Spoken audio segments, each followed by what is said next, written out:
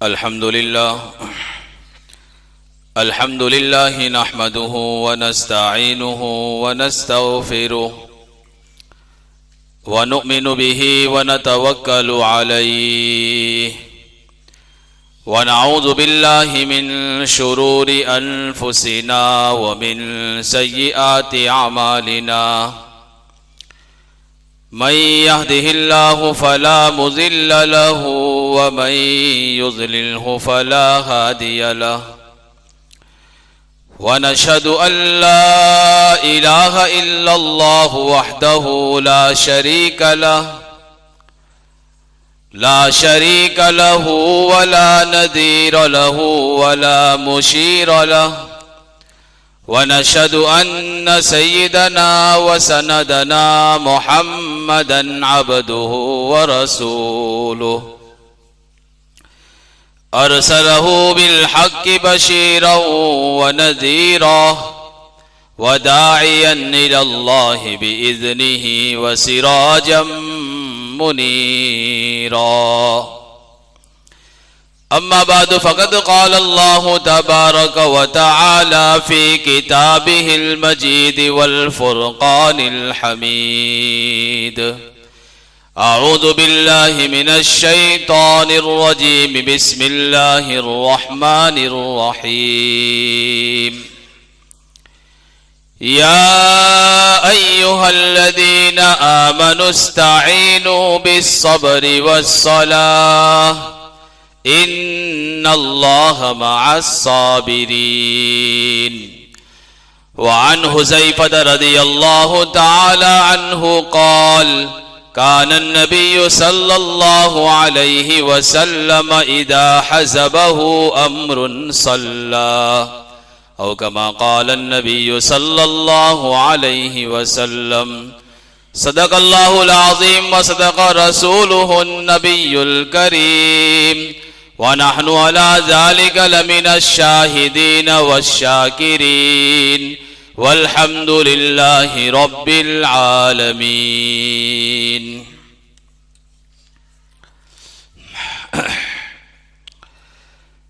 न दर पे जाना न दरबान से कहना, न दर पे जाना न दरबान से कहना, हाजत हो तो बस सजदे में जाना। ज़मीं पे आंसू आसमान पर असर, यही है बंदे का सबसे बड़ा हुनर। नमाज़े हाजत है दरे रहमत की कुंजी, यही है बंदे मोमिन की असल कमाई। न दर बदर फिर न किसी से फरियाद कर, न दर बदर फिर न किसी से फरियाद कर, सजदे में जाके रब से ही फरियाद कर।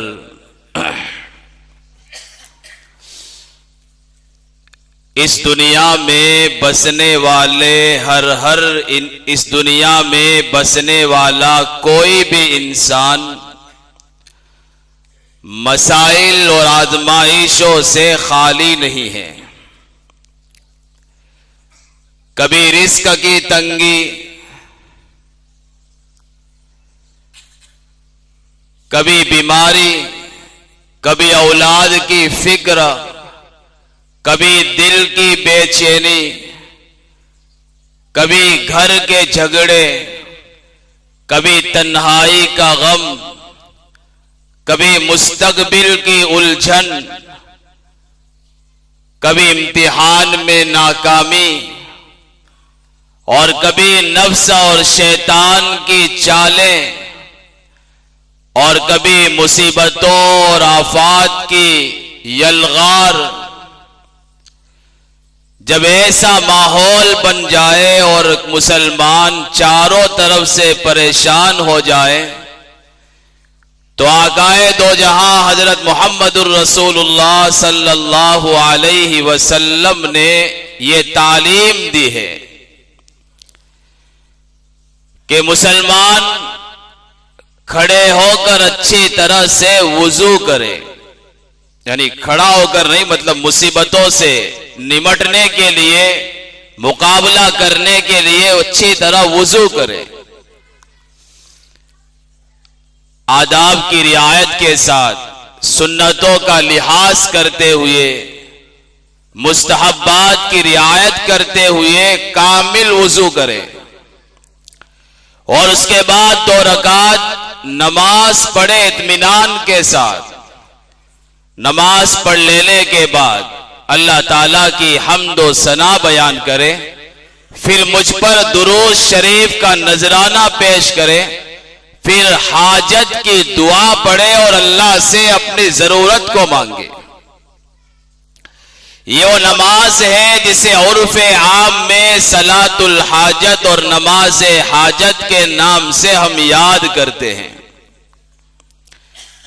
गोया नबी अकरम सल्लल्लाहु अलैहि वसल्लम ने उम्मत को यह तालीम दी है कि कभी परेशानियां लाहिक हो जाए, काम बनता नजर ना आए, हर काम में तुम्हें जो है नुकसान पहुंचने लगे, परेशानियां लाहिक हो जाए और ऐसा लगे कि मैं चारों तरफ से घिर चुका हूं, तो फिर तुम वुजू करो आदाब की रियायत के साथ, फिर 2 रकात नमाज पढ़ो, फिर अल्लाह की हम्द व सना करो, नबी पर दुरूद पढ़ो और नमाज और दुआए हाजत पढ़कर अल्लाह से इस उम्मीद के साथ दुआ करो कि इलाही तेरे दर के सिवा सारे दर बंद है, तेरा ही दर खुला हुआ है। इस यकीन और उम्मीद के साथ जब तुम अल्लाह से मांगोगे तो अल्लाह ताला तुम्हारा काम बना देगा।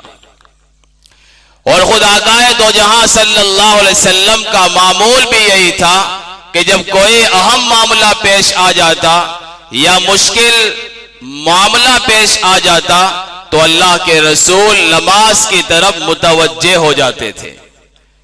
हजरत हुज़ैफा बिन यमान रज़ी अल्लाह ताला अन्हु फरमाते हैं, कान नबी सल्लल्लाहु अलैहि वसल्लम इदा हज़बहु अम्रुन सल्ला, जब अल्लाह के रसूल को कोई अहम मामला पेश आता तो प्यारे आका सल्लल्लाहु अलैहि वसल्लम नमाज का सहारा लेते। और यही फर्क है एक मोमिन और गैर मोमिन में कि गैर मोमिन दुनिया को दारुल असबाब समझता है, इसलिए वो असबाब इख्तियार करता है और सारा भरोसा असबाब ही पर होता है। उसके मुकाबले में मुसलमान दुनिया को दारुल असबाब समझता है कि दुनिया दारुल असबाब है, लेकिन असबाब के इख्तियार करने के साथ उसका भरोसा असबाब पर नहीं होता, उसका भरोसा खालिक के कायनात की जात पर होता है। ये फर्क है मोमिन और गैर मोमिन में। मिसाल के तौर पर एक आदमी को नौकरी और मुलाजमत की जरूरत है, दुनिया दारुल असबाब है, इसलिए मुलाजमत इख्तियार करने के लिए वो जगह तलाश करेगा और जहां भी इम्कान हो कि यहां मेरी मुलाजमत लग सकती है वहां वो दरखास्त देगा। किसी जान पहचान वाले से शफाअत और सिफारिश भी करवाएगा और बार बार देगा। लेकिन गैर मोमिन की पहुंच और उसकी ज़हनियत ये होगी कि मेरा सारा भरोसा इन्हीं असबाब पर है कि जहां मुलाजमत का मालूम हो मैं वहां दरखास्त दूंगा, किसी जान पहचान वाले से सिफारिश करवाऊंगा और बार बार उनसे रिक्वेस्ट करूंगा। अगर जो है कबूल हो गई तो ये मेरी कामयाबी है, लेकिन दूसरी तरफ मुसलमान ये सारे असबाब भी इख्तियार करेगा कि मुलाजमत के लिए वो जगह भी तलाश करेगा, जहां इम्कान होगा वहां अपनी रिक्वेस्ट डालेगा, किसी जान पहचान वाले से दरखास्त भी करवाएगा। लेकिन सारे असबाब को जो है इख्तियार करने के बाद वो ये समझेगा, यकीन करेगा कि इन असबाब में तासीर डालने वाली जात मेरे अल्लाह की है, इसलिए वो असबाब इख्तियार करने के बाद भरोसा तो सिर्फ अल्लाह पर करेगा। और कहेगा अल्लाहुम्मा हादल जुहदु व अलैका तुकलान, के इलाही मेरी ताकत में जो कुछ था वो मैंने कर दिया है, अब काम बनाना और बिगाड़ना आपके ऊपर है। इसीलिए शायर कहता है काफिर है तो शमशीर पे करता है भरोसा, काफिर है तो शमशीर पे करता है भरोसा, मोमिन है तो बेतेग भी लड़ता है सिपाही। काफिर को तलवार पर भरोसा होता है और एक मुसलमान को अपने ईमान और यकीन पर भरोसा होता है। उसके हाथ में तलवार न भी हो तब भी वो मैदान कारजार में बिना तलवार के, बिना तीरों कमान के वो दुश्मनान इस्लाम का मुकाबला करता है। यही फर्क है एक मुसलमान और गैर मुसलमान में। ऐसे ही आदमी बीमार हो गया तो उसे चाहिए कि अच्छे डॉक्टर का इंतखाब करें, अच्छे हॉस्पिटल का इंतखाब करें और फिर दवाएं लें, उस दवा का इस्तेमाल करें। लेकिन मोमिन होगा तो वो ये जानेगा कि मेरा काम था अच्छे डॉक्टर का इंतखाब करना, अच्छी दवा का इंतखाब करना, फिर उसे इस्तेमाल करना और वक्फे वक्फे से डॉक्टर की हिदायत पर अमल करना। लेकिन दवा लेने से पहले वो यकीन करेगा दिल में कि तासीर डालने वाली जात तो इन दवाओं में अल्लाह की है, अल्लाह का हुक्म होगा, ये दवा मुझ पर असर करेगी वरना नहीं करेगी।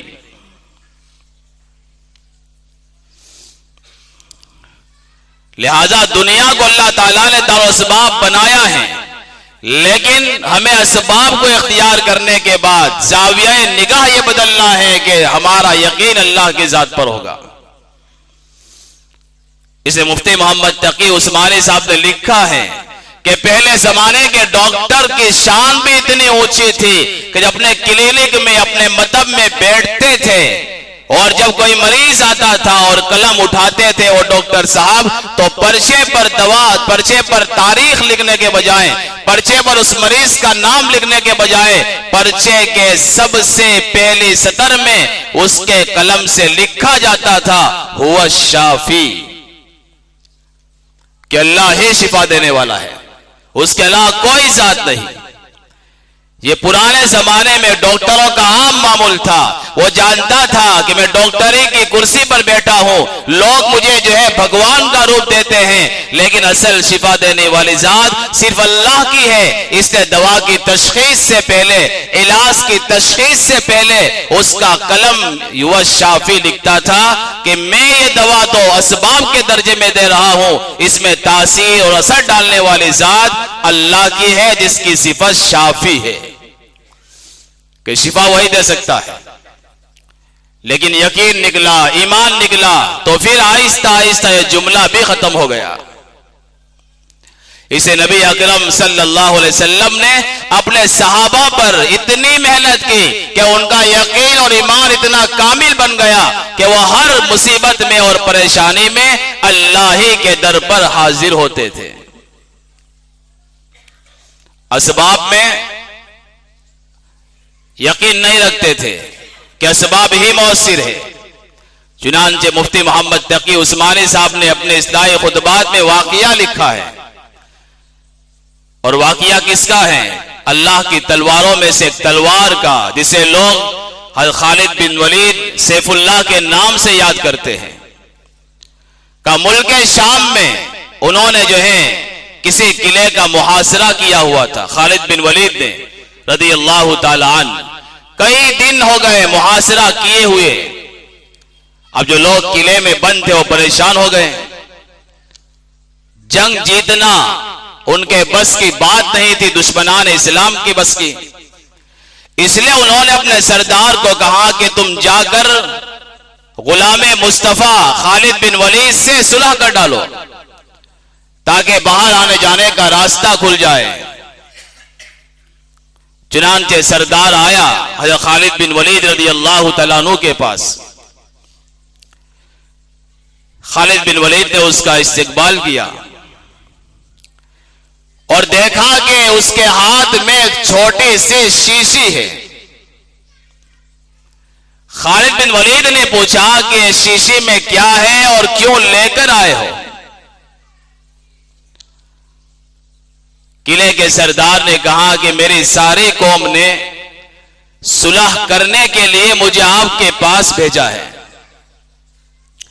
अगर बातचीत से सुलह हो गई तो बढ़िया है, और अगर बातचीत से मसला हल नहीं हुआ, सुलह नहीं हुई, तो मैं नाकामी का मुंह लेकर अपनी कौम के पास नहीं जा सकता। इसलिए मैं जहर की शीशी पी जाऊंगा और मर जाऊंगा, लेकिन नाकामी का मुंह लेकर अपनी कौम के पास नहीं जा सकता। खालिद बिन वलीद ने आगे चलकर सवाल किया, क्या तुम्हें यकीन है, तुम्हें इतना भरोसा है इस शीशी पर, इस जहर पर, कि तुम पीते ही मर जाओगे? कहा जी हां, यह जहर इतना कातिल है कि आज तक कोई इंसान इस जहर का जायका बता नहीं सका, इसका टेस्ट, मजा बता नहीं सका। बताएगा कैसे? पीने के साथ वो इस दुनिया से चल बसता है, 1 मिनट की मोहलत नहीं मिलती कि जहर का मजा कैसा था। लिहाजा मुझे कामिल यकीन है कि जैसे ही मैं इस शीशी का जहर पीऊंगा मर जाऊंगा। साहबा का असल काम तो दावत देना था, दीन की दावत, इस्लाम की दावत। खालिद बिन वलीद रज़ी अल्लाह तआला अन्हु ने मौके को गनीमत जाना और दिल में ठान ले के मौका है इसे इस्लाम की तरफ बुलाने का, दीन की दावत देने का। खालिद बिन वलीद ने फरमाया, अगर यह शीशी मैं पी जाऊं और मुझे मौत ना आए तो? कहा कि हजरत आप अपने ऊपर जुल्म मत करिए, मैं तो यह समझता हूं इसका कोई एक कतरा मुंह में डाल दे तो डालने के साथ ही वो इस दुनिया से खत्म हो जाएगा।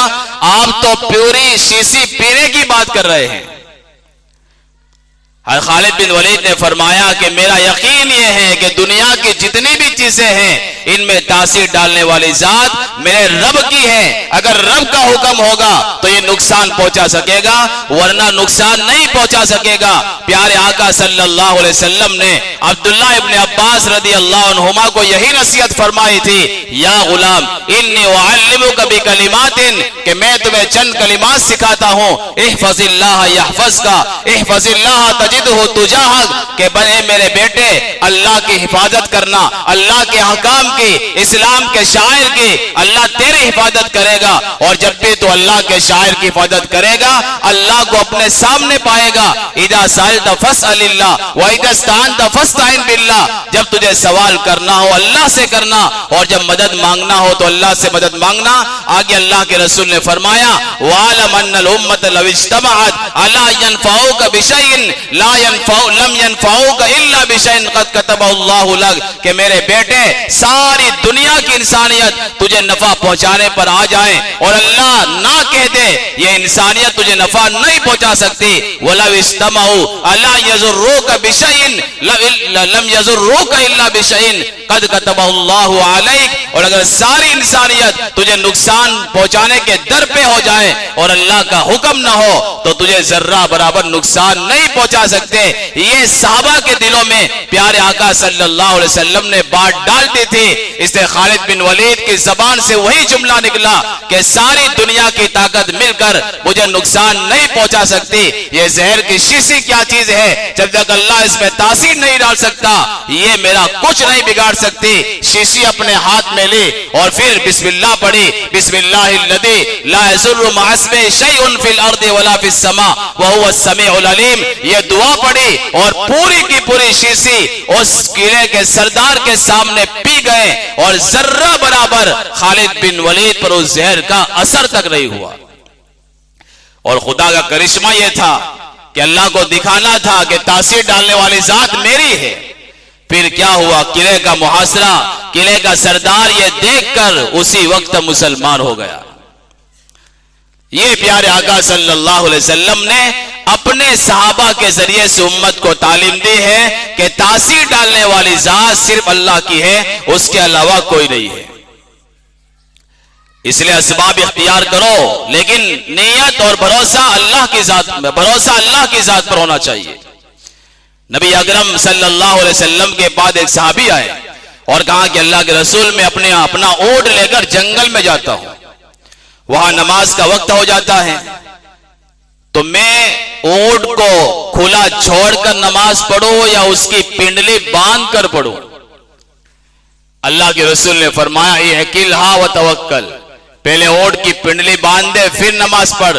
जुमा को बाइक लेकर आ रहे हो, पहले लोक मारो फिर अल्लाह पर भरोसा करो। ये इस्लाम की तालीम है। ये मत समझो कि मस्जिद से कौन ले जाएगा, नहीं, मस्जिद से भी चोरियां हो सकती है, मस्जिद के बाहर से भी हो सकती है। चोर के लिए सारी जगह बराबर है, न मक्का देखता है, न मदीना देखता है, न मस्जिद देखता है, न गिरोह की इबादत गाह देखता है, वो हर जगह से चोरी कर सकता है। नबी की तालीम यह है इहकिलहा व तवक्कल, के पहले असबाब इख्तियार करो, असबाब इख्तियार करने के बाद अल्लाह पर भरोसा करो। कि भाई लोग मारो, दूसरों से कहना कि जरा गाड़ी देखते रहना, फिर अल्लाह पर भरोसा। ये प्यारे आका सल्लल्लाहु अलैहि वसल्लम ने तरीका बतलाया। और वहां अशरफ अली थानवी ने तो अजीब लिखा है कि एक तवक्कुल और भरोसा तो यह है कि आदमी को काम होता हुआ नजर ना आए फिर अल्लाह पर भरोसा करे, यह भी तवक्कुल है। असल तवक्कुल यह है कि दस्तरखान बीत जाए, शानदार नेमतें आपके सामने हो, आप तंदुरुस्त है, सेहतमंद है, लुकमा उठाकर खा सकते हैं, ऐसे मौके पर तवक्कुल करना कि लाई सब कुछ मैं कर सकता हूं, लेकिन लुकमा गले से उतारने वाली जात भी तेरी है, इस वक्त भरोसा करना, यह असल तवक्कुल है। न मुझे इसका ख्याल आया, न आपको ख्याल आया कि इतनी सारी नेमत अल्लाह की हम खाते हैं, कभी आज तक न मुझे और आपको यह ख्याल आया अगर ये लुकमा गले में फंस गया तो उतारने वाली जात किसकी है। असल तवक्कुल ये है। इसे प्यारे आका सल्लल्लाहु अलैहि वसल्लम ने फरमाया कि परेशानियां, मुसीबतें, मुश्किलात आ जाएं तो भाई नमाज हाजत पढ़ो, 2 रकात सिर्फ। तरीका कोई खास नहीं है, जैसे हम 2 रकात नफल पढ़ते हैं बस वैसे ही पढ़ना है। तो आज का असल मौजू नमाज हाजत ही है। नमाज हाजत पढ़ने वाला अल्लाह पर यकीन करता है कि परेशानियों को हल करने वाली जात अल्लाह की है। इधर फरमाया वुजू करे, अच्छी तरीके से करे, हाथ धो रहा है, चेहरा धो रहा है, उसको यकीन हो कि चेहरे के धुलने के साथ साथ मेरे गुनाहों की धुलाई हो रही है, हाथ के धोने के साथ नाखूनों के जरिए से मेरे गुनाह निकल रहे हैं, सर का मसाह करते हुए जो है सर के बालों से मेरे गुनाह दूर रहे हैं, पांव धोते हुए पांव के नाखूनों से मेरे गुनाह झड़ रहे हैं, इस यकीन के साथ वुजू करें और फिर आ जाए मुसल्ले पर 2 रकात इत्मीनान के साथ पढ़ें। कोई खास सूरत मुतय्यन नहीं है, जो सूरत आपको याद हो पढ़ सकते हैं। और फिर नमाज पढ़ने के बाद अल्लाह की हम्दो सना बयान करें, फिर नबी पर दुरूद पढ़े, क्योंकि नबी हमारे मोहसिन हैं, हमारे मोहसिन है नबी, हमारे सुलगते रहे, तड़पते रहे, कराहते रहे। इसे नबी पर दुरूद पढ़ो कि इससे दुआ कबूल होगी। फिर दुआए हाजत पढ़ो, ला इलाहा इल्लल्लाहुल हलीमुल करीम, अल्लाह के सिवा कोई माबूद नहीं है जो हलीम है, करीम है। सुभान अल्लाह रब्बिल अर्शिल अजीम, पाक है वो अल्लाह जो अर्श अजीम का मालिक है। वल्हम्दुलिल्लाहि रब्बिल आलमीन, तमाम तारीफ अल्लाह ही के लिए है जो जहानों का पालनहार है। अल्लाहुम्मा इन्नी असअलुका मुजिबाति रहमतिक, अल्लाह मैं तुझसे सवाल करता हूँ उन चीजों का जो तेरी रहमत के उतरने के सबब बनते हैं, सबब बनती है, उन चीजों का सवाल करता हूँ। वाज़ाइम मग़फ़िरतिक, और तेरी पुख्ता मग़फ़िरत का सवाल करता हूँ। वल गनीमत मिन कुल्लि बिर, और मैं सवाल करता हूँ कि हर नेकी में मेरा हिस्सा बन जाए। वस्सलामत मिन कुल्लि इस्म, और अल्लाह मुझे हर गुनाह से महफूज रखना। ला तदअ लना ज़ंबन इल्ला गफ़रता, अल्लाह कोई भी गुनाह मुझसे हुआ हो तो उसे बाकी मत छोड़ना। वला हम्मन इल्ला फर्रजता, और अल्लाह कोई भी बीमारी हो, गम हो, टेंशन हो, उसे भी तू खत्म कर देना। वला हाजतन ही लक रिज़न इल्ला क़ज़ैतहा या अरहमर राहिमीन, और कोई ऐसी जरूरत जो तेरी रजामंदी के लिए हो अल्लाह तू उसे अपनी जात से पूरा कर देना, इसलिए कि रहम करने वाली जात तेरी है, उसके अलावा कोई नहीं है। का ये दुआएं हाजत पड़े और फिर अपनी जरूरत अल्लाह से मांगे, अल्लाह ताला जो है कबूल करेगा और जरूरत को पूरा करेगा। लिहाजा अगर मौका है तो मौका निकाल कर, वक्त निकाल कर, अगर कारोबार मंदा है, धंधा मंदा है, कारोबार में बरकतें नहीं है, कारोबार चल रही नहीं यहाँ है, और बीमारियों की यलगार हैं, चारों तरफ से परेशानियां हैं। कुरान यूं कहता है, या अय्युहल्लज़ीना आमनू इस्ताईनु बिस्सब्रि वस्सलाह। नमाज किस काम की है? नमाज से मदद हासिल करो। तो अल्लाह ताला सब्र करने वालों के साथ है, जो नमाज के लिए उठ खड़े होते हैं। अल्लाह की मदद शामिल हाल बन जाती है। इस मुफ्ती तकी साहब फरमाते हैं, अगर मौका हो तो रकात नमाज पढ़ो, और अगर मौका नहीं है, मुख्तसर वक्त है और आपके पास वक्त नहीं है, तो दुआए हाजत पढ़कर भी अल्लाह से मांगो।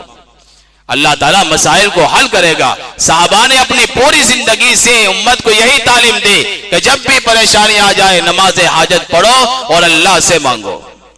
इससे अजीज भाइयों, ये दुनिया दारुल असबाब भी है, परेशानियों का घर भी है। इससे हम मखलूक के सामने हाथ फैलाने के बजाय जो है अल्लाह से कहें, अल्लाह ताला असबाब को पैदा करेगा। अल्लाह से दुआ है, अल्लाह ताला हमें हर परेशानी का हल नमाज के जरिए से करवाने की तौफीक नसीब फरमाए।